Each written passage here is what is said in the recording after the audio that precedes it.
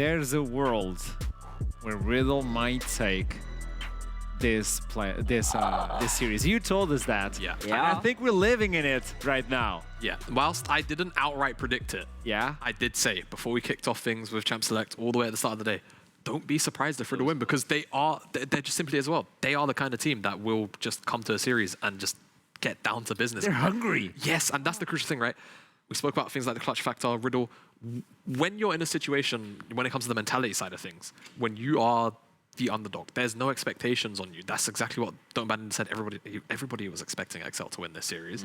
You can play with a little more freedom, and it feels like since game 2, that has been the case for, for Riddle. They've been playing with a little more freedom, but they've also reined in some of their weaker points from the regular split. And I think that's the crucial thing at the moment. Yeah, for sure. What about the other factor? I know you want to bring it because I think it's so important right now. Yeah, we heard it in the interview earlier on when Torok was chatting about what he was thinking about XL, and he said, look, we are a confidence, momentum-based team, and he wanted to know what happens when they would down the match point, when they were down the 1-2 is in this case. Are they the kind of team that reverse sweeps, or are they the kind of team that crumbles? And actually, honestly, in that game, they did a really good job of coming back into it, because they were way down. They were down the Infernal Soul. It was looking messy. M&S was kind of being left out to dry. Dan and Kicker seemed a bit lost on the map. They died early on trying to invade onto Raptors. They didn't have the jungle control they used to, and they managed to claw their way back and did an okay job of it, but they still lost the game. They still greeded for the last inhibitor, and I am not seeing the level of clinicality, if that's a word, and I'm not seeing the cohesiveness, the decisiveness, because partly Riddle have been seriously ruthless with their engagement stuff. MC on that Hecker in that game, phenomenal stuff. But the other side of it is actually XL, good clutch factor, good hands to try and get your way back into it, but there is still these worries that what are you as a team that is so used to being ahead, that is so used to controlling the jungle, that is so used to getting these leads? What are you in a situation where you're now down match point, where you're actually the team that's having to deal with unusual picks that you normally the team that are bringing them out? What then? Yeah, because We that's... have, by the way, just to help you on that one as well, we have footage to complement what you guys are talking about and the way they're playing. So move on, and we'll have that footage. And now, the question starts to creep into my mind. For XL, what do they feel like the issue is at the moment in this draft, right? Is it sort of the things that we spoke about in terms of what we got from the interview, where it's like, okay, we are a confidence-based team. Right now, confidence is shook. Because I definitely feel like there were brief sequences of play during this game where XL looked fine, but for the most part, this was about Riddle playing better. And now you have to analyze yourself. You've got maybe 10 more minutes, if that, to say if that. What's the issue? Is it the drafting? Is it the way that we're setting up our early game plans? Are we giving up too much on one side of the map? What is the problem here? Because from the get-go in the draft, I thought they had a decent setup. They had obviously the free scaling Tryndamere. They had what I would call a strong side bot side in terms of the matchup. They had a lot to play through, but they just didn't really get the ball rolling, unfortunately. And Riddle, with all the dragon control, eventually the soul just became a little bit too much. So now, what do you actually prioritize here for Riddle, for JDXL? Because you've tried multiple different styles throughout this series now, but Riddle, I'll say it, in the last 2 games, they've just been out-handsing XL. It's not even necessarily been about the macro. Well, I think this is also a game. I think this is also a game where Turok will be challenged. As a coach, you now have to keep the mentality of the team ahead. You have to look into the draft. You have to predict what is happening. And I gotta tell you, Slow Q is not the same person today. No. In MC, I think he's like, okay, Riddle are playing League of Legends. I believe JDXL are playing Elden Ring. Yeah, I mean, that's part of it, right? Because actually, M&S has had what? Like, I've seen like 1 gank towards mid. How many times have we seen MC around there? Turning things around for Slogan, getting things rolling for the Ari, the Aurelia, these picks that can follow up on what MC wants to do. And MC has really been so clutch, but he's been backed up by his mid laner in a way that I think actually, where Dan and Kickers, we've normally just applauded their ability to take control of the games. Riddle have fought tooth and nail to make sure they have remained in control of both vision around mid lane and vision around their own jungle. And actually that meant that they don't have the same platform to work their lanes off that JDXL are so used to, and it's really, really hurt them, because then Riddle have been able to say, okay, we're going, diving mid lane turret, and they're like, XL just aren't ready for it. They are on the back foot, they're being that step behind, and it's really, really hurt them. And I think there has got to be an element of maybe draft towards something that gives you a little bit more ability to tussle early and make sure you can contest those early skirmishes. Viego's not really that. And on top of that, you need to be ready to scramble because you're going to have MC pulling the trigger at every given opportunity. Eloquently put. I think right now, with one game left, potentially, Yeah. I think just throw everything at the wall. Oh. Everything in the kitchen sink, right? We've spoken about how we were expecting XL to be this very scary best-of-5 team that has a lot of, a very strong ability to adapt in the best-of-5s because of how much flexibility we saw from everybody's champion pools. This is the time it has to come out now, or you're just going to end up basically having a repeat of last year, where you go out in the first round of playoffs. One of the things that I loved at the beginning of the show was you telling me, okay, Riddle thinks they have unpredictability versus JDXL. Prove it. Yeah. They are doing so. Literally. One game away from kicking away a team that never had any issues to secure themselves into playoffs versus a team were not secured until the last day of regular splitting. So this is going to be amazing. This could be potentially the last game of the day. Riddle versus JDXL. We'll toss it to the break, and as soon as we get back, it is Champion Select. It's going to be beautiful.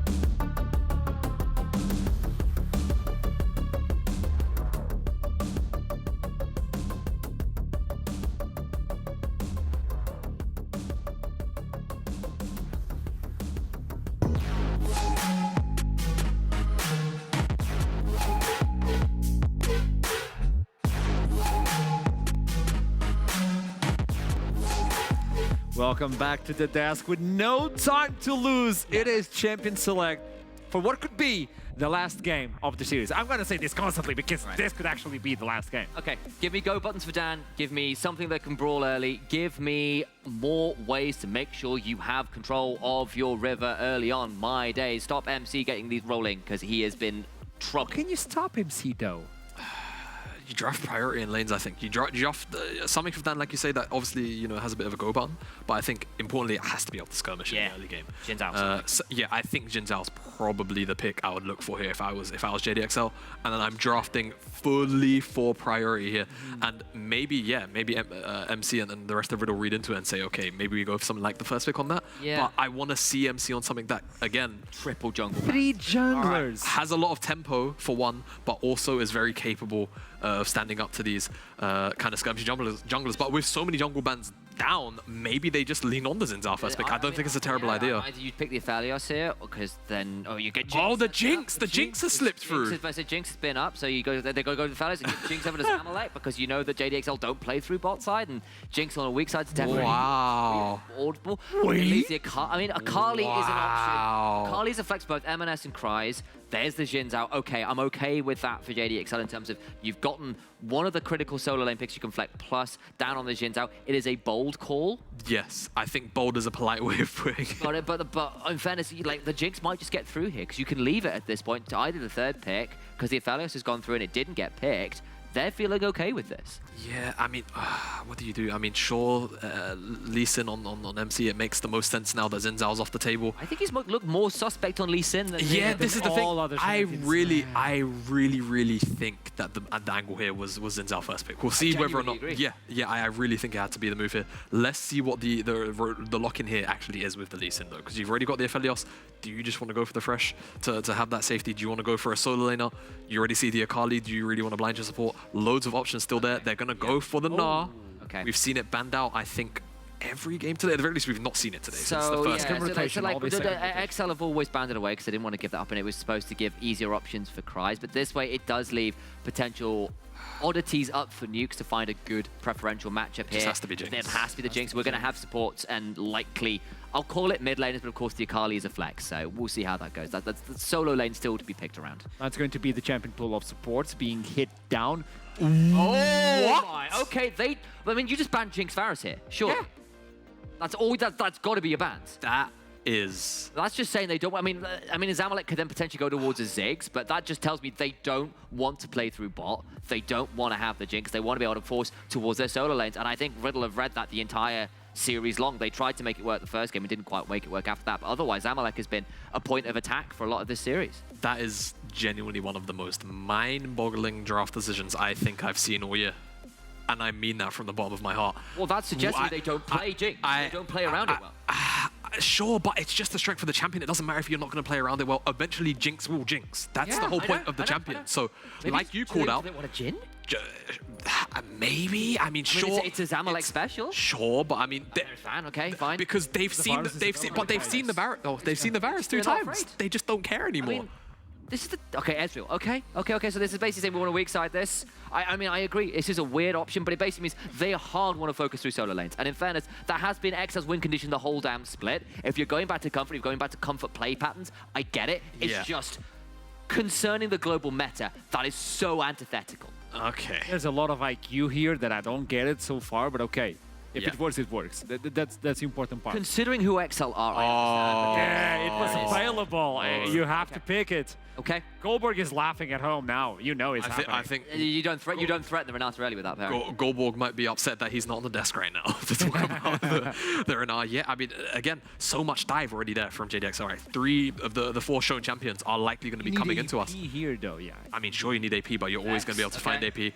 And now you have the ability to shut down a lot of the mobility that is there for JDXL. Every single champion on JDXL has a dash or some kind of blink. Stack the passive a lot. You're going to stack the passive very frequently. As the Vex, you can always follow up with whatever Lee Sin's doing, whatever the Gnar's doing. You provide yourself with a bit of also like sort of primary engage too. I like it. I mean, you could lock Zilly in here. Sure. In an XL special. I think. But I will also say there's a very real world where Cries takes the Akali top, they counter pick for M&S. That Cinder was banned a lot. He gets a hold of it. That's a lot of pick now for XL. You could a lot of AP as well, man. Yeah. Yes. Even Ezreal is kind of hybrid, you know. So this is the thing now. Merc trade value is so high for so many of these members for JDXL because you're shutting down the Leona by doing it. You're getting a little bit of base MR to ensure that you don't get blown up. I'm not sure how much I enjoy the Syndra pick. I think the call really was to put the Akali in the mid lane and just pick something up for Cryos to counter that Gnar. I agree. Yeah. For the record, I completely agree. What I will say is this is I'll call it a winning jungle 2v2 for the mid and the top. Where you hit level 6, you will absolutely blow up either the Lee Sin or the respective solo laner. You can make that happen. And if you are basically saying, I want to find a way to get our solo laners to snowball and get ahead and be a win condition the way they haven't been over the last 2 games, this is a way to do it. I just think it comes at cost. Let's spice things up before we send it to the casters. Who do you think is going to win this game? By draft alone? Yeah. Riddle.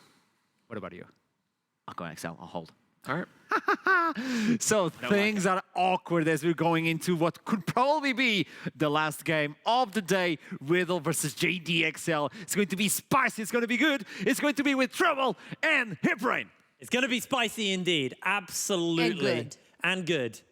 We're Spicy. We're getting Arkarom's opinion on this game because he said probably the last game. So that means he's leaning Riddle. Okay, I'm inclined to agree with If the him. games are like this, I want 5. I don't care who wins at this point, I want 5. I'm inclined to agree, but I also feel like Riddle have really earned this. I think they have worked so hard to get this momentum. Their team fighting has been flawless. You know what's so surprising? Go on. I love how you mentioned their team fighting because it felt like it's like a really good team in football, right? Where after first half, you go back in, and then your coach sits you down and you're like, this is the weak points. That's the plan on how we fix them. Yeah. Whoever sat down Riddle pointed out what went wrong. Riddle seemed to be the best students in that school that's called NLC. Because they have fixed every single problem that we pointed out in game 1. Their team fighting was flawless from the start. Even the Ducky is jamming because of the playoffs. He's vibing right now. Because this could be the last game, right? So why not vibe? Their macro has been matching XL's macro, which so far in the NLC has been one of the best macro teams we have. Yeah. Their decision-making, their rotations, their side lane pressure has been great. The assignments have been great.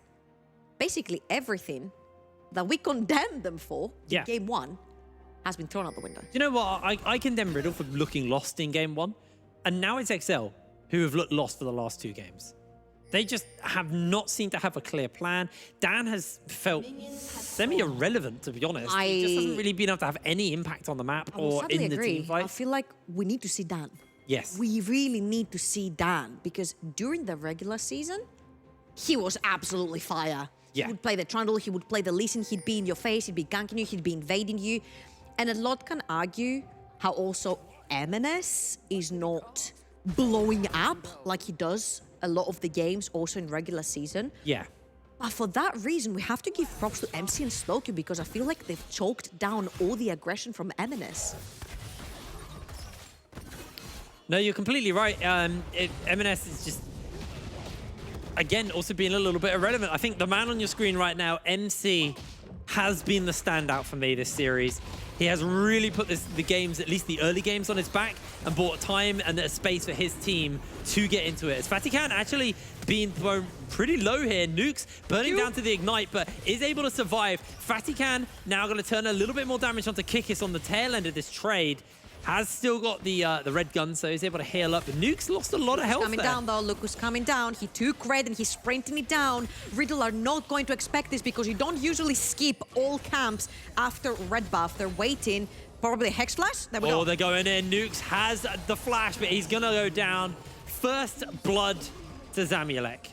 Dan is active on the map. We've seen this pathing from Malrank also in the LEC. You'll take red buff and then sprint it all the way down bot lane. Your opponents don't expect you to be there that early because that means you've skipped literally every camp except the one you start on.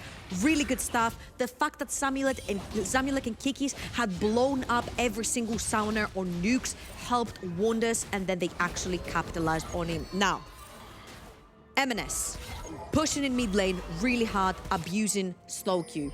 Bot lane, Kikis and Zamulek have done wonders in the early game, shoved in the wave, have put Fatichan behind. Yes, they burned every single summoner, but that resulted in a kill that goes to the Ezreal that scales really well. later on in the game, especially when you've got that tier stacking from so early on as well, and you also get a free back without losing much on the map. So starting this game, very well done from Excel. We wanted to see something from Dan. That was the level to Gunball.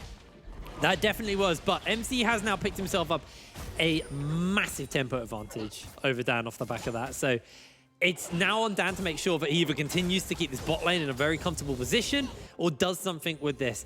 As you can see, Kikis has been kind of unable to move around the map and now is moving around towards the mid lane, and Slowq is just going to have to play really, really far back, heavily chunked out. And, you know, a gank bot lane has now bled heavily into the mid lane, and M&S pretty happy just to take over this lane.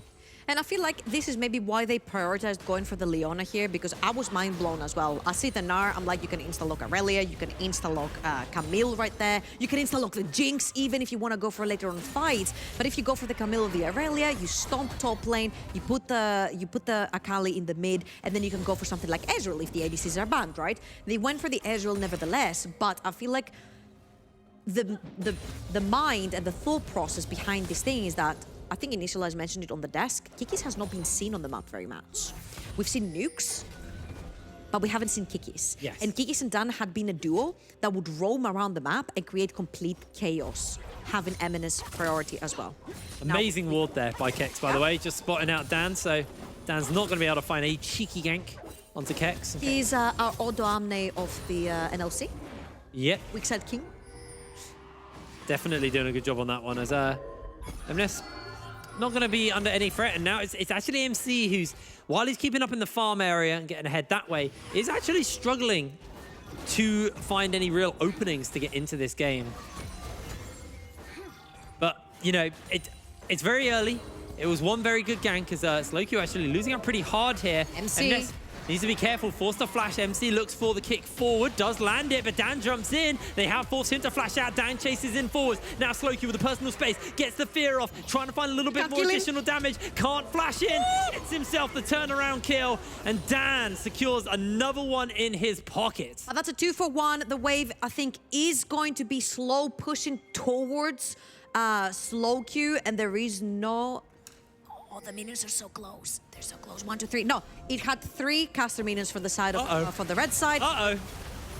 Oh, Fatikan, you are in for a whole world of hurt. They're going to jump in onto him. He's able to jump out for the moment to slow the exhaust. The damage Kikis is almost going down. Zamulek finds himself too. JDXL coming up huge. Here comes MC. Can he make a heroic play happen? Can he save the day? Find something for his team? Yes, he can. Kick-Ass goes down. Zamulek might be next up. The Q coming up in a couple of seconds' time, but Zamulek should be able to get out from this one. MC can't find another one. Surely not. Zamulek has been quiet this entire game. We wondered if the Riddle bot lane can match up to the JDXL bot lane that has been stellar so far in the regular split. The exhaust right there, of course, forces Dan out of there, but one more auto from Zamulek. The Q! Red team double kill. Unbelievable. Beautiful threaded through the minions. Tadichan thought he was safe, but he was just stepping a little bit too far forward outside of minion range, so the Q couldn't find collision on the minion and hit him. Great stuff from Zamulek, and honestly, if you can make an Ezreal look this good, if you can get that far ahead from the get-go, then yeah, screw the Jinx, play Ezreal. I mean, yeah, because we were worried about this pick. We saw the fact the Ezreal was open, and they locked Leona in, of all things. I feel like on that draft, while that draft was happening, Torok was Pepe laughing behind him. He's like, they don't know. Pepe laugh, they don't know. It was also that last pick was actually a really nice little flank from Kikis as well. Able to find that. Now, we do have to talk a little bit about the scaling department, because obviously you do have the Aphelios, and that champion scales incredibly well. But he is going into the likes of Kryze on the Akali, so does have someone who can jump in and kind of take him out of fights. So it's going to be very much down to the positioning in the fights again. Kryze kind of once again falls and finds himself in the position of, I need to be able to find these picks, and actually looking for something onto Kex here. Has the perfect execution, but not going to pull that trigger. Even with the Ignite, Kex, I think, a little bit too close to that Gnar. Means Kryze could get caught out, so hey, he's gonna go take the trade. You definitely don't want to fight Mega Gnar, especially as Akali, but you can pull him out when he is Mid Gnar, especially if you land the E. It's just a very easy way to sort of abuse the range that Nara is creating when you can actually stick on them. But let's go back to what has been happening and what has been happening for XL, because it all started by Zamulek and Kikis abusing the fact that Riddle went for a Nata bot lane. You know what that means? She's very squishy. She has no way of getting away from the Leona because the cleanse is onto the Aphelios. And then Renata is she's trending with a exhaust on her, which means that if you pin her down, you can actually very easily kill her or force summoners. They force the summoners, and Dan has not left bot lane. And for that, the result was 3 kills onto Zamulek. This is an Ezreal, can very easily stay alone down the bot lane and pretty safe, especially when you still have your flash available. Of course, he has to respect the fact that this is not just going to be a 2 versus 1 because they don't see him see, and it could be a dive towards the bot lane. But once, of course, Kikis is very close, he's going to walk forward. He's not going to lose any XP, he's not going to lose any gold. On the plus side, Eminence gets to be the recipient of a lot of early game gold, which we didn't see for the past 2 games. And when Eminence starts falling behind or is even, all of this pressure from XL sort of falls, I wouldn't say apart, but falls a little bit short, especially in the early game. Yeah, absolutely. Well, we've got 2 minutes until the Mountain Drake comes up. This will be the second for Riddle. First for XL if they can go for that.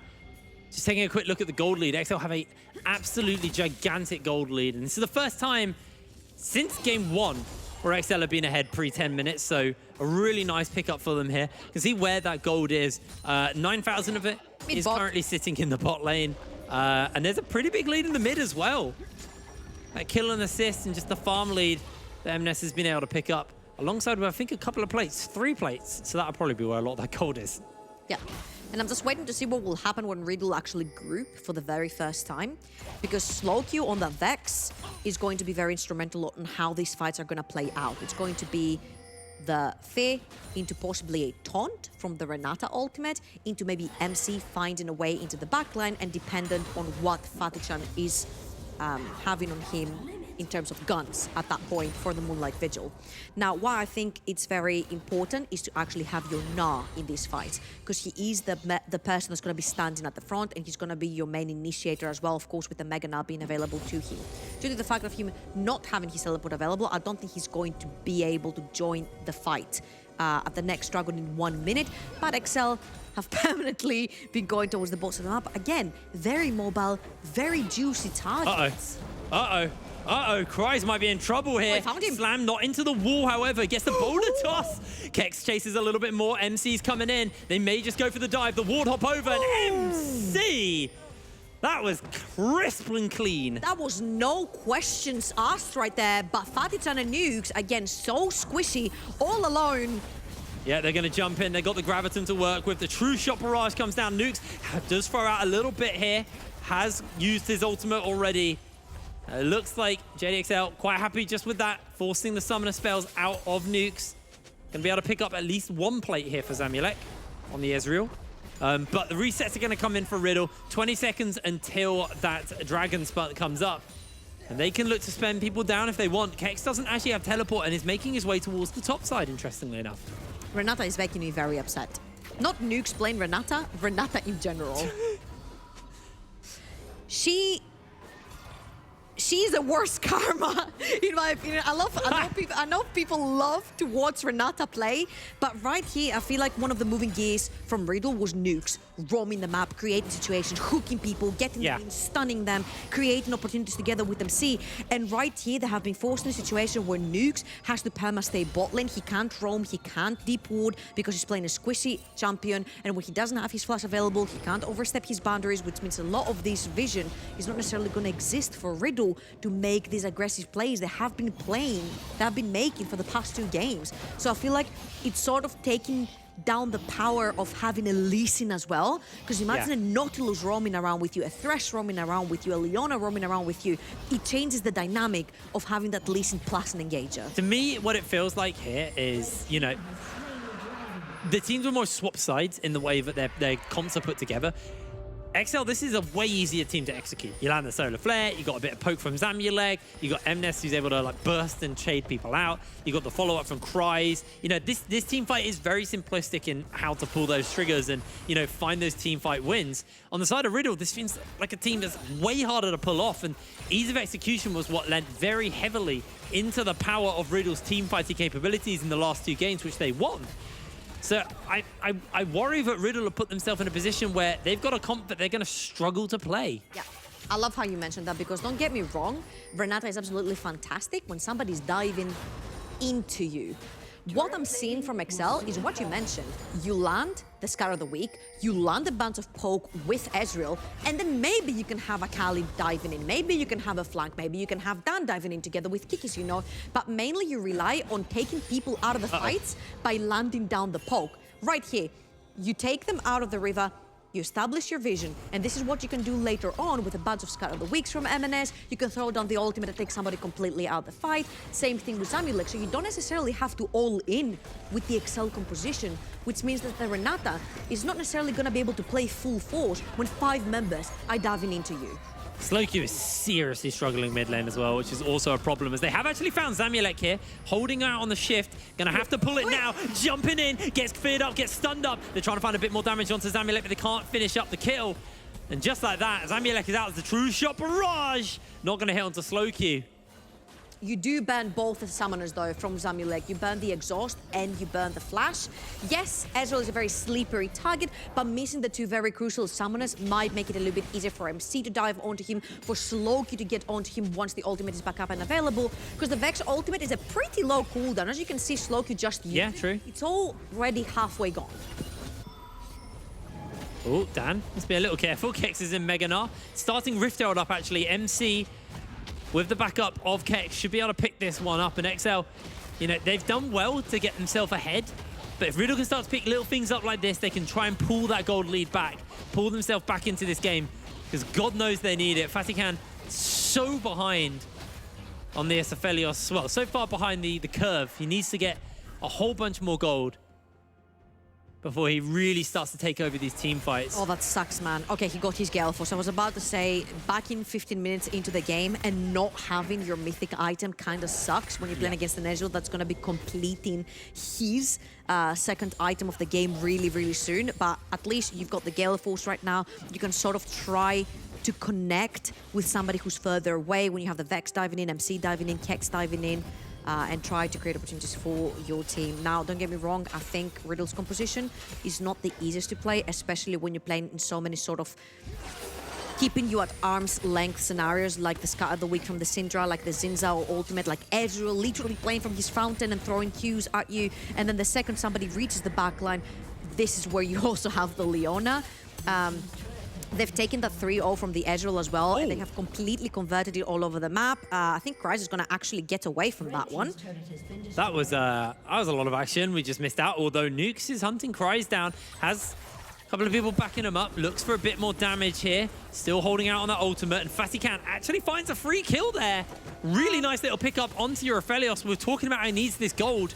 Getting a kill onto the top laner. Lovely stuff. 2 flashes and an exhaust to kill a 10% HP Akali. Yeah.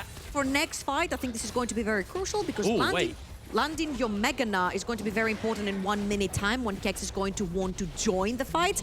But the really good thing here is that actually Kex manages to trade the 2 towers that were taken. Don't get me wrong, I think the towers that were taken from the side of XL are much more important. Mid lane tier 1 in particular. And again, they have used that Ezreal. They've used the money that they put in Zamulek's Ezreal to take bot lane tower and every single turret plating of that bot lane tower. Well, Zamulek has been playing that bot lane 50% of the time alone. Yeah. Because Kikis has been roaming.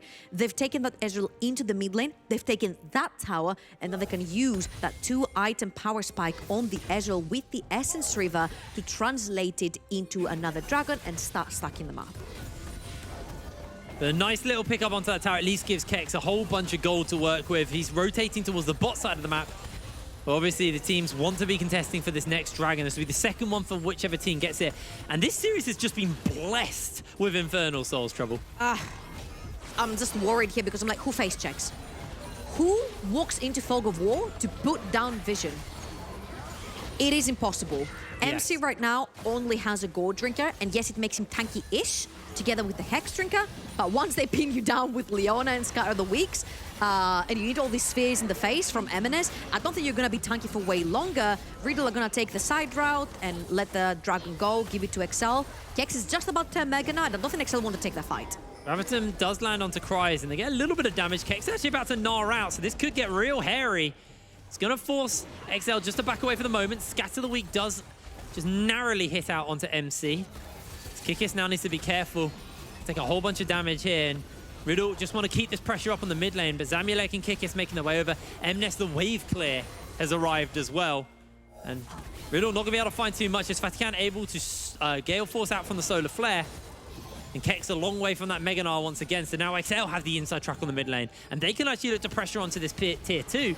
They have... Riddle don't really have the same level of wave XL clear. has mid lane pushing, top lane pushing, bot lane pushing. So as long as they can keep Riddle very busy into their own jungle, the waves will do the work for them. Slowky missed out on the ultimate. Cries is trying to buy a bit of space. There we go. Everybody goes real berserk. With the hostile takeover, not going to be able to do too much here. As Cries, he's a little bit more damage. As there we go. Dan jumps into Fatikan. They're trying to find the fear, but he gets the kill onto the carry. MC trying to get his way into the fight as well, but unable to do so. Kex about to gnaw out though, so it gets a little hairy for XL. Just take the inside track on that tower and get some chip away onto the tier 2. Again, I wish I could maximize the map right now because bot lane is pushing. Mid lane, all the minions die to that tier 2 tower, which means Riddle has lost all this gold and experience that they could have had, and they lose one member as well. Yeah. So you see how... I'm not gonna bother talking too much about Renata here because it's generally not my favorite pick, especially when you're playing with Aphelios. I feel like Aphelios needs a little bit more protection, if you will, around him, and Nukes has not been able to provide him with that because he has been running for his own life. And when you're running for your own life, you cannot necessarily protect your AD carry as well. I think the bot lane has been struggling all in all, and MN is struggling to get away from that Yordle. Oh, dodges out on a little bit of the damage, forces the flash out. Kex doesn't have flash. So that's now a flashless Syndra, very exposed, very easy to find a kill on, but in the future. So even though it didn't result in a kill, that's a nice little bit of, that's a nice burn of the summoner spell from Kex. Absolutely. But now, if we remember how XL want to play the game, you technically want to play from very far away, try to poke with Scatter the Weak, try to poke with your Ezreal, and then force an engage, maybe having the Akali dive in the backline, Dan, as he did on the blue side of the map for MC at his blue buff, when they engaged Riddle. So I don't think he's going to be too bothered. Playing on a side lane, that might be a little bit problematic. Kex. Oh, she's out on the Mega Gnar. Now he can look for the bully. Kex nowhere near gnawing out, jumps away. Here comes Kikis. No flash available to Kex. He's going to try and get a bit of bonus damage out onto Cries, but Cries jumps with the perfect execution. Shuriken flip and a 5-point strike. Well, finish him off. No assists were given that day. True greed play is now MNES flashless. Has to be a little careful. It's going to try and clear through a little bit, but the Baron's been started because everybody showed on the other side. Teleport coming in from MNES as well, looking to join up, and now there's a teleport coming in from Slowq. If Slowq can get a good ultimate here, this could buy the time. This could be the big moment. It's going to be so hard because MNES is just body blocking for the team. They're looking for it. Slowq needs to find an absolute hero play of an ult. Does land onto Zamulek. That's a good target. Can he chase? Will he chase? He is going to chase. He's jumping in, and now he's looking to get a little bit more, but Slowq is instantly exhausted and taken down. MNES able to find the kill. MC jumps in. Kick is going low, trying to find the solar flare. Oh my lord, MC survives. Somehow makes the play happen, but Zamulek is still around. Zamulek is still strong. MC on the ward, the flash forward into the kick. MC finds the shutdown. Oh my god, what a play.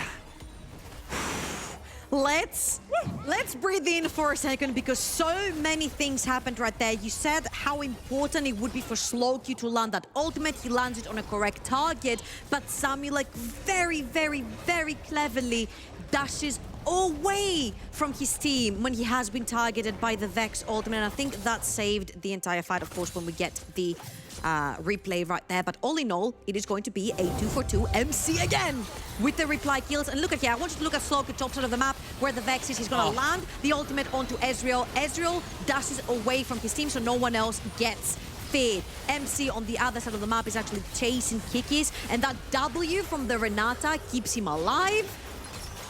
so he doesn't get to die, gets the Scion ultimate right there, but gets to stay alive. Now, Zamilek is trying to burst MC, but obviously the Q landing, and then also the healing coming through for the Lee Sin manages to cash in the shutdown.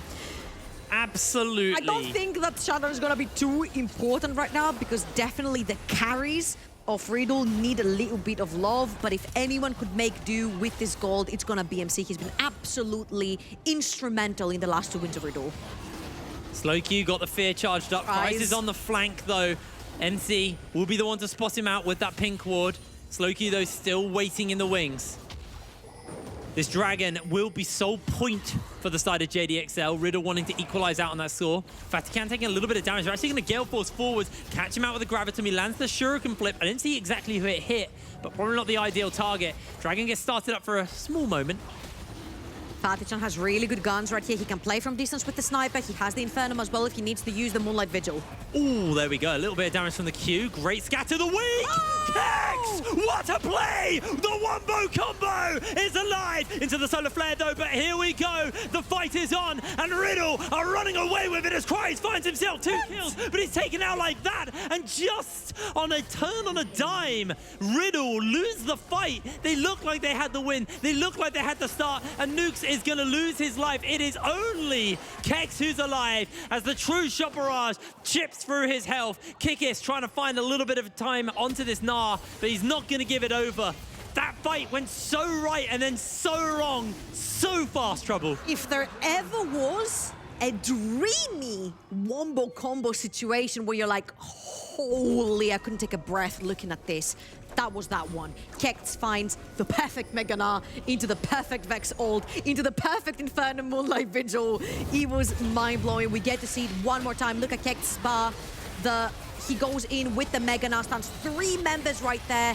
Then the Vex ult goes in, fears 2 people, but Kryze on that Akali absolutely dismantles Riddle.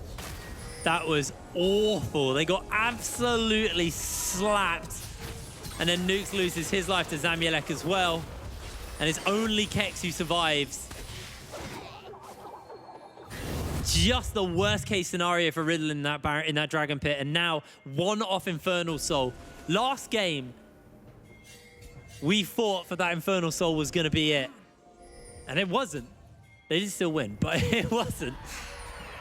I think Nukes wishes he could have played Leona so he can get a Solari himself here. Because double AP damage coming in from Kryze, and Eminence's Syndra is just way too much to withstand. And even though Nukes managed to survive in this fight, guess who didn't? His ADC. Oh no, Kex loses Mega as well. He's on his lonesome. The Ignite has been thrown down. Not that Kryze way. lands the flip. Kex jumps out, but it's just a perfectly executed solo kill for Kryze. Everybody roamed over actually there. Eminence teleported into the bot lane. You can't do Baron. This is the problem now. You lost your front line. You need to use the Gnar on the side lane to take the attention of multiple XL people, but taking their attention doesn't mean you die to them. Yes. Taking their attention means you keep them busy so your team can do Baron. Look at the vision. Unfortunately, Fatichan did not even have the right weapon, which is the white weapon with the chakrams, so you can burn down the Baron really, really, really fast. You cannot actually burn down that Baron. And also you have Zamilek who can check with the Trucial Barrage as well if you're doing the Baron from a safe distance. Now, can MC and Slowq actually shut down Kryze's Akali? Oh, well, they found the fear. They're going to be able to get a lot of damage off onto Kryze. Sits invisible for the moment, but he's finished up, shut down by MC. Mid laner down. And now the pings are going out. They've got such great vision around this area for the side of Riddle. It's now just being cleared out, but they had a nice little bit of breathing room. They knew that XL weren't ready just to start that Baron. So they find the kill, buy a bit of breathing room, and that tower can go down. And that can bust the gold open a little bit more because it's still quite close gold-wise.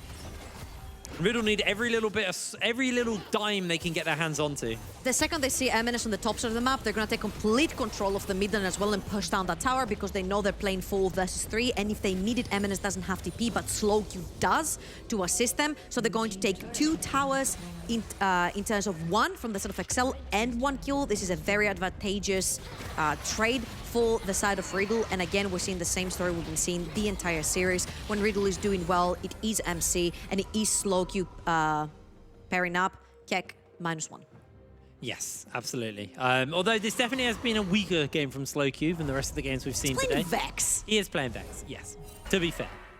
But there's the Banshee's Veil picked up along with the Lunas and the stopwatch. So Slowcube's pretty safe to jump into the team once again. It's just on the follow-up. They need to make sure they time it with Kex's Gnar. They need to make sure they time it with the damage from They timed everything perfectly, and Cryz still destroyed them.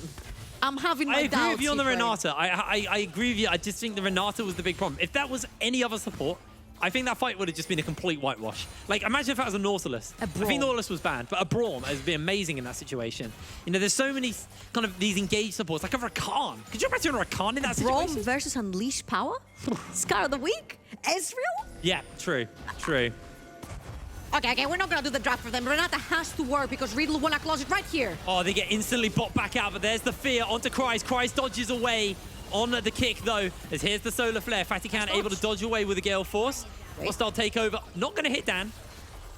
That is 1, 2, 3 ultimates gone from the set of Riddle, and that is 1, 2, 3 ultimates gone from the set of XL. Very crucially, if Dan doesn't have ultimate on Zinzao, it makes him that much less tanky, and it's very problematic. Scatter down. Kex just needs to make sure he can survive the Unleashed Power, but MC won't even let it land. Stopwatch comes out, and now Nukes can come in. MNES flashes away, gets a scatter to multiple members. He forces the flash out from Kex, and Kex gets the kill to tidy this one up, but that was pretty messy. But a nice pick just before the dragon comes up. But on the mid lane, look at the side of XL. They are just bolting down mid. Yeah, I think they're going to leave down only Fatichan and MC around to try and take this dragon down. No, they're going to stay around, and they're sitting Slowky in the mid lane because he has the teleport up and available. But right now, XL is on a timer because they're 4 versus 4, and they can actually try to contest for that one. Slowky has to TP back in.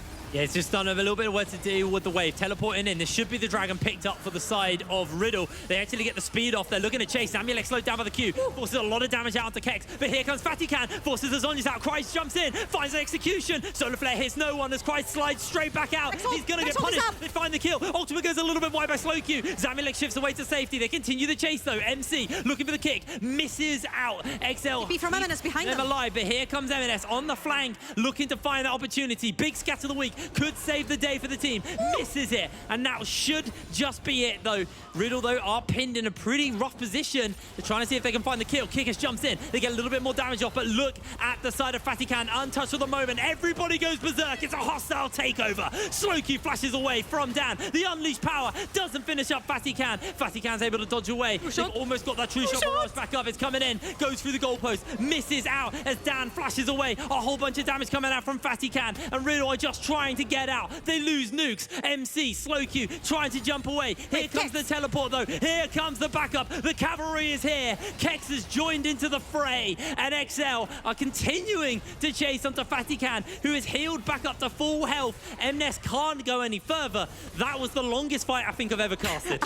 I love how Fatichan did the entire circle of the map while trying to use his red gun on any possible minion that he found along the way, from bot river, around bot side jungle, to top side jungle, to top side river, to back to full HP because Kex was coming back into the fray. But Kex is very small because he doesn't have the Mega Gnar, so he's not very impactful into turning a fight around. And let's watch this again because Kex gets bullied out the fight super instantly. And that was a very ambitious flash from Fatichan because he also had the Inferno and he thought he could one-shot Zamulek, but Zamulek with the stopwatch right there and the Vex ultimate missing, I think that was the nail right there where you're like, okay, guys. That was Baron. If that hit, that was Baron. That was Baron. It's like, okay, guys, pack it up because we need to back off. MNS is back in the fray. He has the ultimate, and that is a really, really, really nice stopwatch right there from Slowcube as well. A very nice zoning ultimate from Nukes' Renata. But you can see when all these speeds and pokes start running in from Zamulek and MNS. It's just so difficult to play on that range from the side of Riddle. Fatichan, again, he's going to change his gun right here. 1, 2. He has like one more shot. One more shot. He's gonna use it in the wave to try and clear the wave, and then he gets the red gun, and then he's like, oh shoot, I need to try and lifesteal from that one. He will go around the world, not in 80 days, but in a couple of seconds, and full to heal. But first, full to heal HP? No, heal to full HP. There we go. Got to do in the end. Got to do in the end. Mind. Baron's starting up. Riddle are trying it, but they're not gonna. Cryz is not there. Cryz is not there, and he doesn't have TP.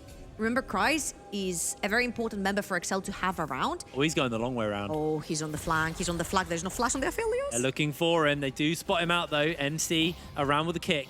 Slowq has the Banshee's Veil as well. Here's the True Shot Barrage, pops the Banshees.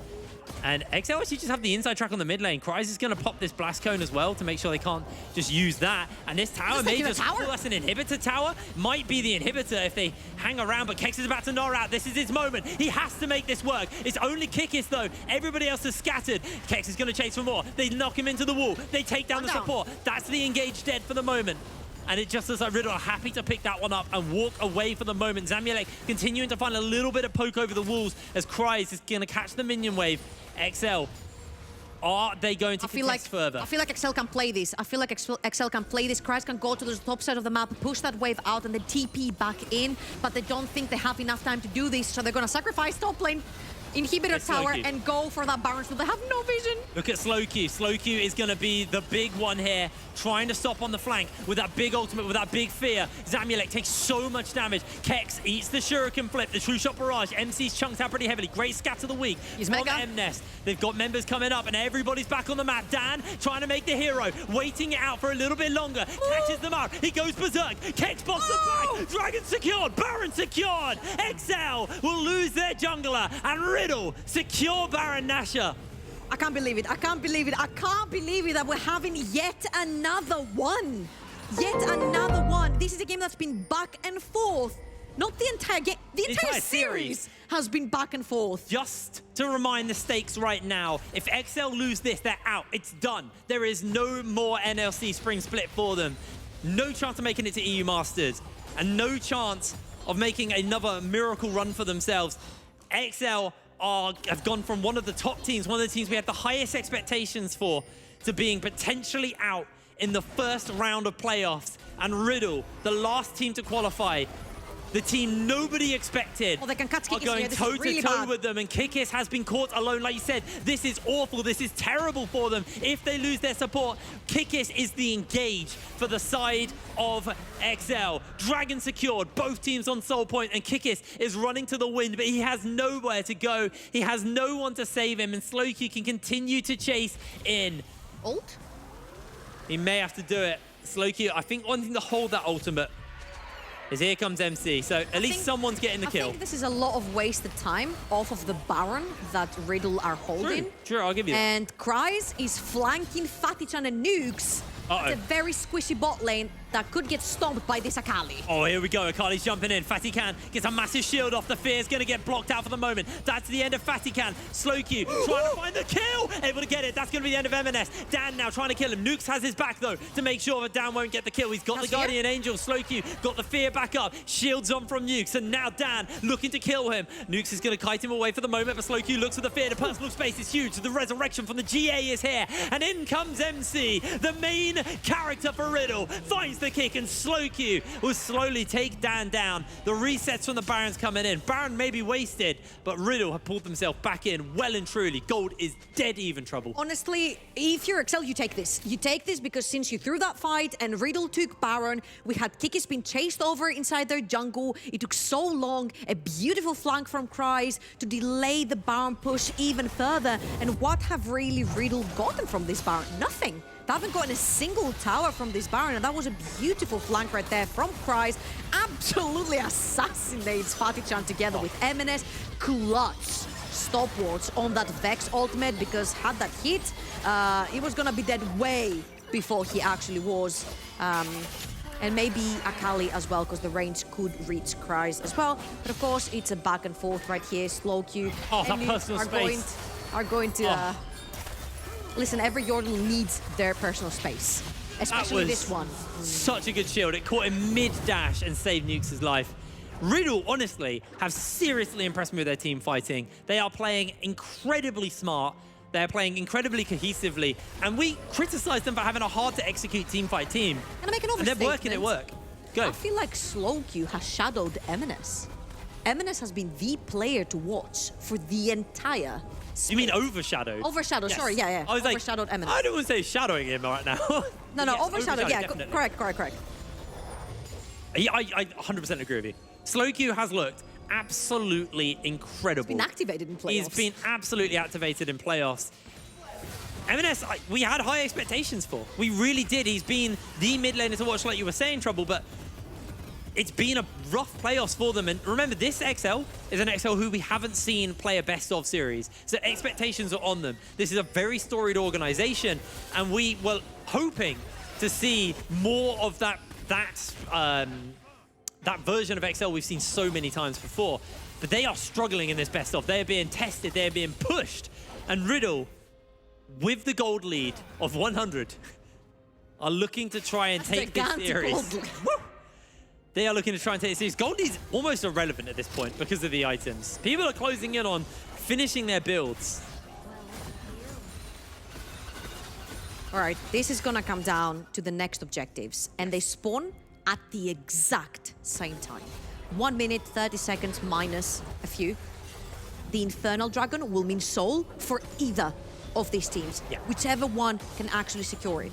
This becomes a little bit problematic for XL because the wall is on the side of Riddle, and that massively is a massive advantage to a Lee Sin, because a Q into a connection into a smite is a very traditional way that a Lee Sin will steal away the neutral objectives. Yeah. The Baron, on the other hand, is a different story because Riddle have to walk into you, and walking into the space of the Syndra is going to be very difficult for their team because they're technically all squishes. I completely agree. It's going to be very, very tense these next couple of seconds. Who can get the best foothold on the area? Massive chunk of damage onto Nukes. He's already half health. He can't really reset. He doesn't have time, so it's just going to be on the passive regen to get him back into this. But another one of those, and Nukes is just out. Kek's about to gnaw out. XL grouped up right now. Slow Q got the fear. I'm just looking at that one control ward that's in the Wraith's camp of Riddle that Christ could very easily TP to if he wants to find a flank and not play heads on. Oh, that scatter from M&S is huge. They're coming in, they find the Gnar, they miss out on the fear, but down goes M&S. Christ able to jump out, and now it's a 4 versus 5. True Shot Barrage gonna chunk Nukes very heavily here as Zamulek eats a whole bunch of damage in response. This could be it. Has that solar flare though. There's still the ability. Look at Christ. He's full health. He's got the ultimate. He's level 17. Misses out on the shuriken flip.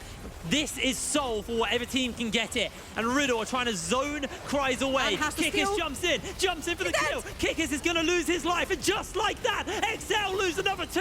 Make it 3. Zamulek the only one standing, and Fatty Khan coming up. Absolutely huge. The bailout is big, but he's not going to get a big enough cash out as Kicks takes him down. They're looking for the end. They're looking for the end. But they might just be able to close this game out here. Or they go for Baron. Look at the death timers. Look at the death timers. Okay, they might be scared of M&S because it's just 3 members, but they can take the Baron and try to put down pressure in every single lane. Riddle could knock out one of our last year's finalists at EU Masters, the 6th seed, the last seed that barely made it into playoffs. And they're contesting versus one of our number ones. I'm losing my voice. I just saw a momentum bar at the top. Someone might have pressed the wrong button because it just went all the way up for Riddle. And I agree. XL with their backs to the wall. Look at M&S, this is again. Such a catch onto him. Beautiful again from Kekt. All starts from now. Remember we said it's gonna have to be Kekt engaging in these fights, and M&S doesn't respect the engage, doesn't respect the instant flash into Mega Gnar, and ends up dying. 1 minute in the death chamber for M&S means that Riddle can play however they damn please. And instead of allowing Dan to try and possibly steal the dragon and then run out with the soul, Kikis commits into the backline, Cries dies instantly, and Zamulek tries to pull the hero play. I gotta give it to him, it was very well played, gets 2 out of the 5 and minimizes the Baron buff to 3 instead of 5, but I don't think it's gonna be enough. I don't think it is. They have to pull something. Because your wave clear is that Syndra, and now these minions are just that much tankier versus her. M&S gonna really struggle. They're trying to take down this mid lane tower slowly but surely, chipping away at it. This cannon doing a lot of work. What? Bit of a misclick, I believe, there by Nukes. Whoops. Burning out on that hostile takeover, but the tower goes down nonetheless. The Scatter the Weak does not do enough. Shuriken Flip goes wide. And Riddle, Soul and Baron closing in. I love how Slowkey's playing far back, waiting for someone to come forward and then instantly jumping on with them with the ult. Slowq and Nukes have been playing way far behind Fatih-chan because Fatih-chan can actually gale force into them and then they can be protected by the two supports, I would say, at this point, because yes, Slowq does a bunch of damage right now, but he can work as a supportive shield to the Aphelios, keeping him alive with the fears and the slows and whatnot.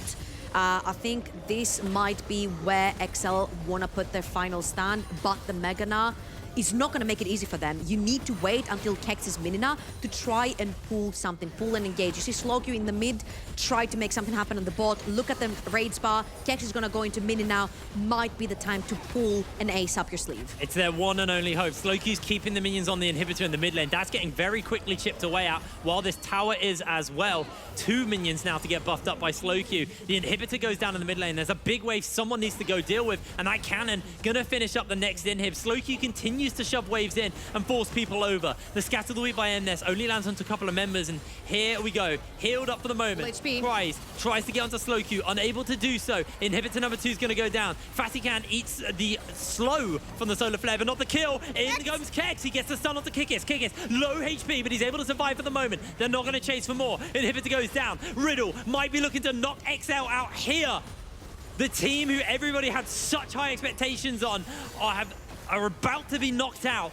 It looks like Riddle are just going to call it. They're going to step away. They don't want to throw this. The restraint of not throwing everything on the finish line. You've done enough damage. You've taken both inhibitors on the bot side of the map, coordinate the 2 waves, push top side of the map, take that as well. Put the final lane, the nail in the coffin, have 2 super minions from each lane running into XL's base. And you know what? Your most fed member is Zamulek. With minions all in his face, these Qs will never hit any target from the side of Riddle, which means that your base damage, your main carry, is not able to use one of his main abilities that does damage. And you have another option as well. You don't have to go top.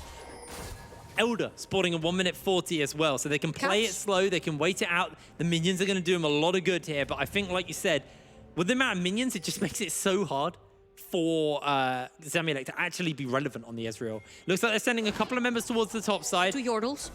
Yep, both the Yordles. So like, you should be able to deal with this. Someone's got to go deal with that bot wave, because there's going to be 2 supers fairly soon over there, so it looks like that's Kryze's job.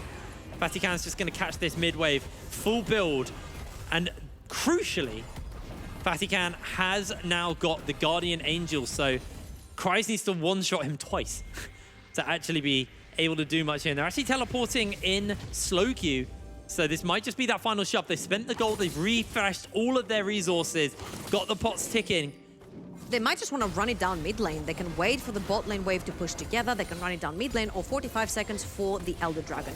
You play this very patiently, or they might be looking for a pick here. Zamulek! No, he's dead! He's been burst out, shielded, jumps away to safety, gets a bit of heal, but Fatikan, Gale forces into his face. Here's the hostile takeover, doesn't quite hit. Everybody gets redemptioned up, and in jumps Slowq and Kex. It's an absolute slaughter as XL are wiped from the Rift, are wiped from the NLC.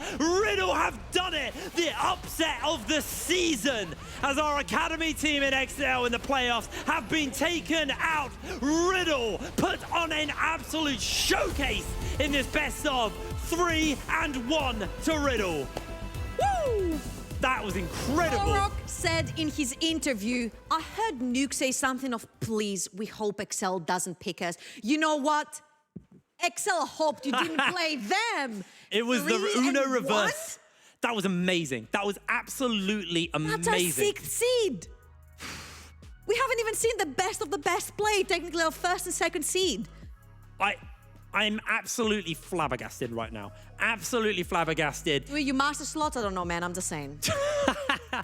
That's a discussion for another day. But let's be real. Riddle really showed up today. They came ready to play. They came prepared. Everyone had questions about MC's champ pool.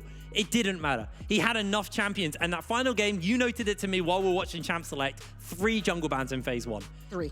MC had an absolute corker. He know was what? the MVP of the day, 100%. I feel like you definitely was the main character, but I feel like mid jungle duo for Riddle stepped up massively. Yes. Slow Q absolutely choked M&S in lane. Same for MC versus Dan. I feel like our mid jungle duos in the NLC are so good. I cannot wait to see this jungle duo versus something like Viking Buckland that have been playing together versus Haru Tempt that have been playing together. We have some of the best mid jungle duos in the NLC, and I just really want to see them go head to head. I mean, the playoffs, that was only the first one. There's so much more to come. But we are going to throw to a break, and when we're back, we'll actually be speaking to Torek and Nukes from their respective teams about that game and that series. So don't go anywhere, because we got the post show after this. What? Oh my word.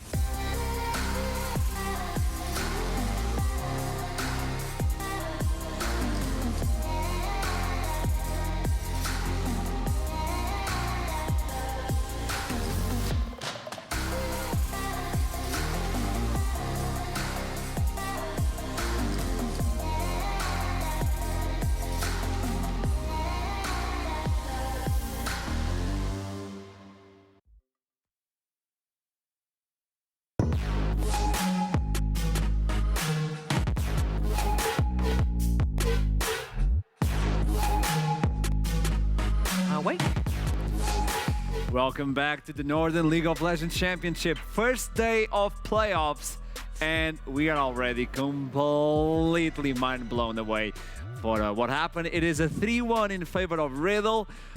Nobody got it correctly, and welcome back to the studio. Oh, what is happening? I'm not sure I'm awake because I'm pretty sure I just saw Riddle get a 3-1 over XL, and I don't think that can have actually happened. Not after regular season. There's a universe. We talked about this. I will half claim that at the start of the day, I said, do not be surprised if Riddle win today. Whilst I did, and I will admittedly hold my hands up and say I did predict XL to win 3-1. Yeah. I'm not exactly surprised that Riddle came out in playoffs and took down a team that is supposedly supposed to finish higher than them. Like jokes aside, completely agree. Like, this was always a thing We knew that Riddle had the clutch factor, the lethal mindedness to go and make plays like this. But on the other side, XL, we did hear they might beg some questions about what happens when they get pushed too far. Do they hold strong or do they break? And I think in this series, they broke a little. that's why we have someone with us to talk. It is Torok, the coach from JDXL. The way I wanted to start the interview with you was different. You know what I was going to say. You know. I don't think I can do it right now. I just want to have a chat with you and understand what happened. And Torok, hello.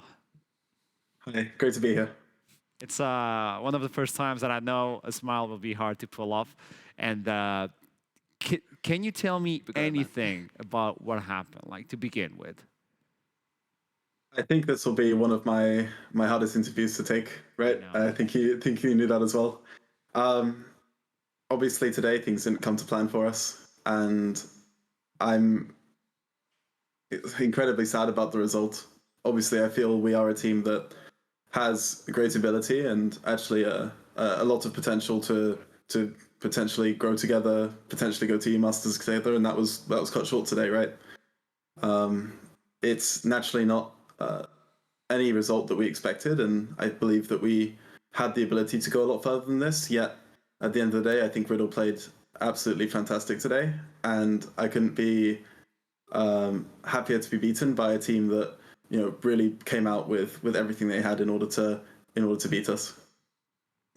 We're looking at the team, and usually we talk a lot about mentality, the way you can adapt, the way you can look into a best of 5. It's really different from a best of 1, and we've seen you and your team adapt a lot throughout the entire split with champion selects and all that.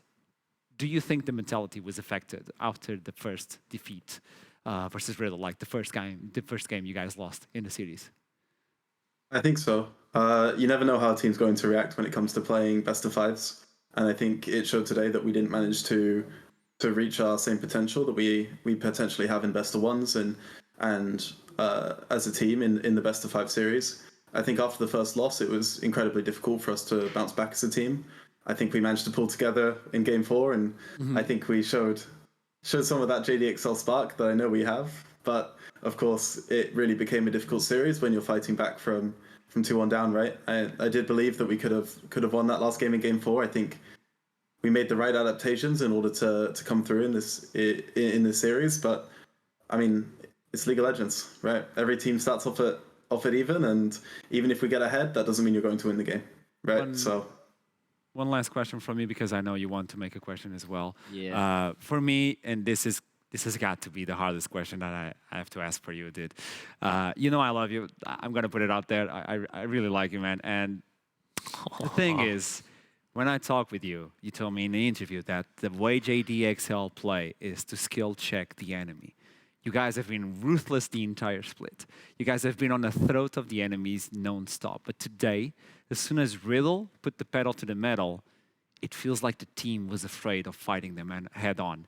You guys only fought when you had the advantage in terms of items, when the composition was perfect to play. And that's not something we've seen from JDXL so far.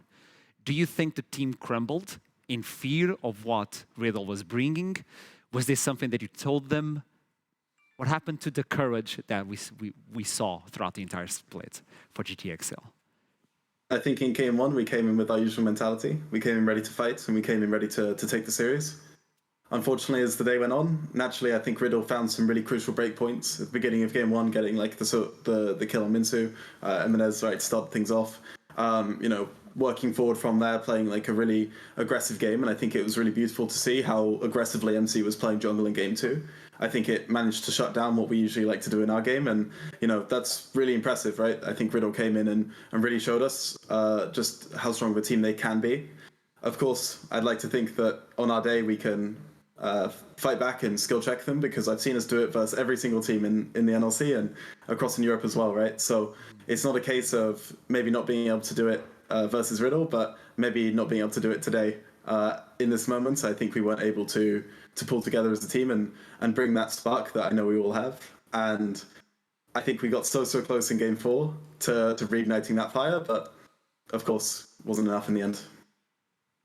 Yeah, I'm really glad you brought up sort of the jungle aggression from MC? Because obviously that's been a challenge for Riddle across the split a little bit to make that consistently happen. Obviously MC turned up quite well today, but from your perspective as a coach here as well, obviously you guys, Dan and Kick, is fantastic at controlling the jungle. You as a team, fantastic at controlling what's going on the map. And it felt like that kind of fell apart just a little bit today. So I was wondering if you had any thoughts, kind of, obviously it's really fresh, I'm sure, and there hasn't been a lot of time to think about it too much yet, but what you kind of felt happened around your normal ability to control the jungle, control the map that we kind of are used to seeing from you guys.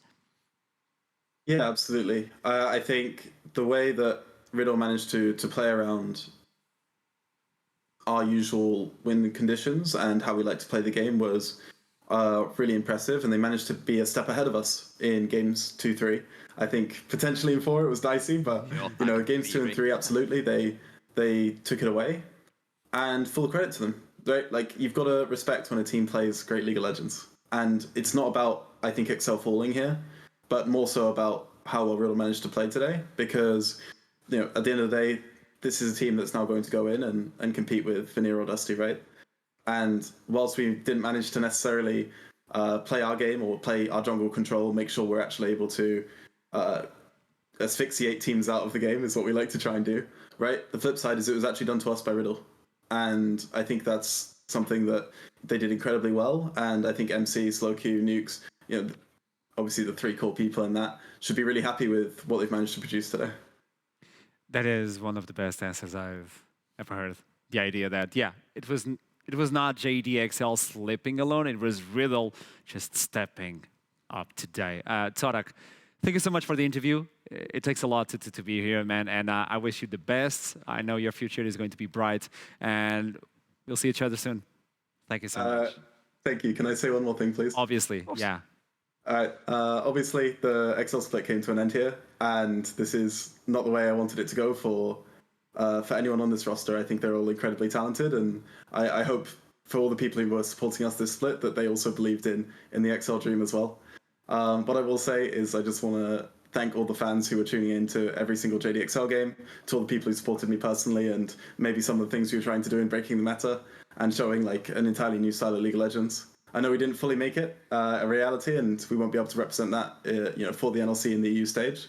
But I know for a fact that when we come back in summer, we'll be, absolutely roaring to go. And I don't think there'll be any team that wants to face JDXL in week 1, because we'll be the hungriest team in Europe at that point. So thank you so much to all the NLC staff and our fans, because it's been absolutely amazing being a part of this journey, and I hope the NLC crushes it in EU Masters.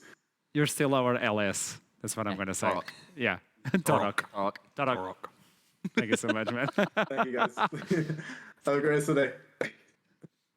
It is what it is. A massive one, and history repeats itself. Yeah, we're talking about that. Because it occurred to me, obviously, I remember Riddle, or more aptly, I remember BTXL. Yeah.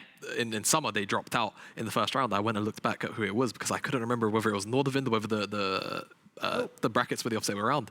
It was actually Riddle that knocked out XL last split. It's not the first time this happens. It's not the first time it's happened, and it was the same top side, Kex, MC, Slowq that did it. So MC stepping up as well, like yeah.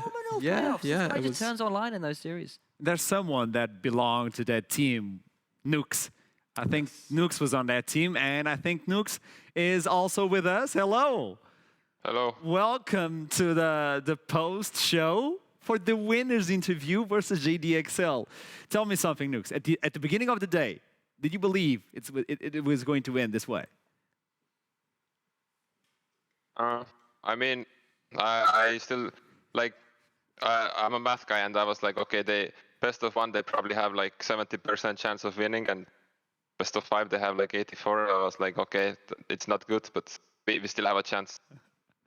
One thing that I loved in the last interview that I did with you was one of the teams that I don't want to play in playoffs is versus JDXL.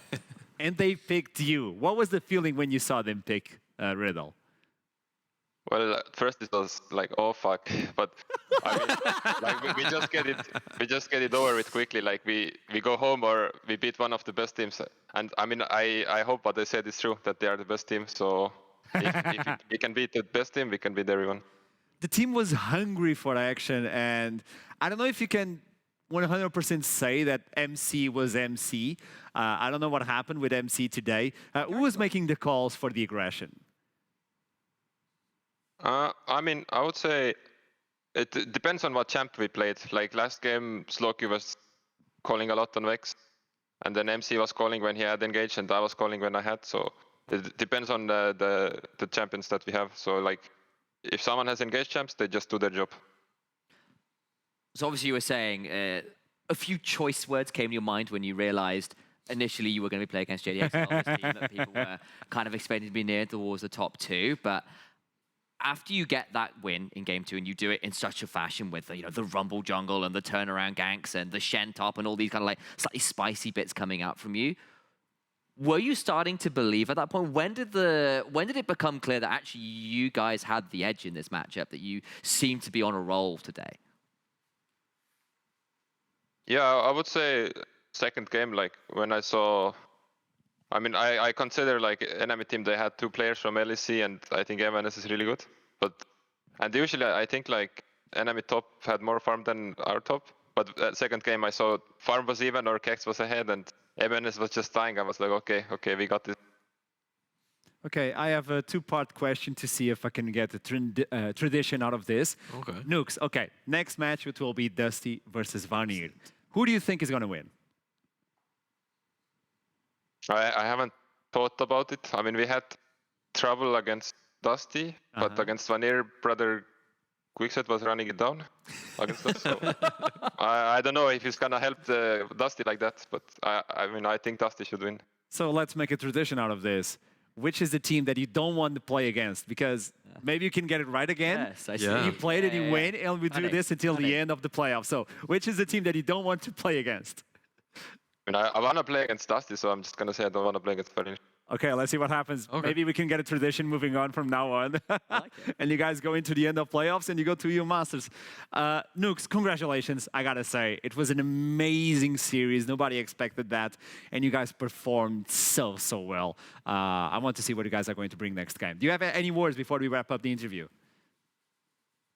I'll say I'm really proud of us, especially today. Like, even if we didn't win, like, I think we really stepped it up. Like every time we played XL, we just play better and better. Today it really showed. Like we might be running it down in scrims, maybe in the regular season, but we can really play well in playoffs when it matters. You guys showed up today, man. You guys showed up today. So thank you so much for this interview, and I'll see you another day. Let's see what happens, Nukes. Good luck. Thank you. Bye. I love the honesty. To begin with, I love the honesty Yeah. of Nukes, and it's always a pleasure to have him. And Riddle takes this one versus JDXL. I don't think anybody could predict this. No. None of us literally No, none of us quite literally none of us did. I think, at the end of the day, the expectations were XL, all right, sure, maybe a couple of inconsistencies sort of towards the end of the split in some of their play, but like 6th place Riddle, sure, Riddle were ramping up, but it still just felt like the gap was too high, right? Like the inconsistency, you're like, oh, they've tried a Zac support, oh, they've tried a Yeah, Vanilla. exactly, That's right? not Like, inconsistency, that's like that's just- throwing the boat right out and Yeah. throwing it over a waterfall. It's very different. yeah. Okay, and now we can move on into let's see the bracket Yeah. that no one expected. Riddle 3-1 versus JDXL. round. It was Next first round game, last it's time going as to be Dusty versus Vanir. It's going to be an amazing one. Nobody can predict this as well. Let's see if Nukes is right again. Like, he doesn't want to face Vanir, but he wants to face Dusty. So I don't know where's the curse, where's the tradition. I don't know what's going to happen. You can and you could spin it either way to keep the curse alive one way or Yeah. another. He left it quite neutral. Exactly. Yeah. Well done. And then to wrap it up, we'll have Bifrost versus X7, and that is going to be the first round of games for playoffs. And NLC is bringing the hype, is bringing the good action, and this is why we're going to transition into Price's play of the day.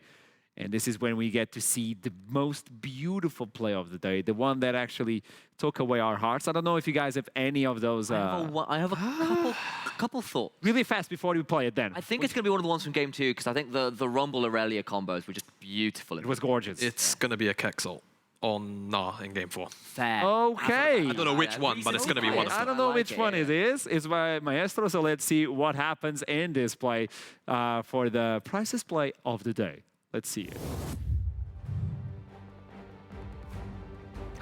I love how we both just go, yes. This one does make a lot of sense, doesn't it? It does. It was pretty amazing stuff. And it was a big turnaround because it's when they greeded for the inhibitors. Honestly, it looked like they might have found a way back in and they managed to run it all the way to end the game afterwards. MC's Hecker in this game was just too good. Just MC throughout. Main character. Yeah, I mean...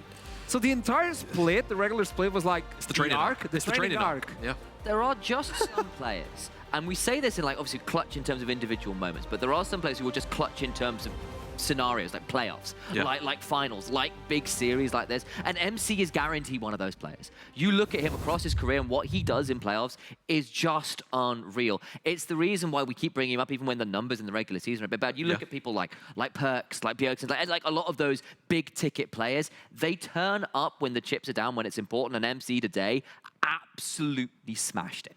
It's the Spartan heart.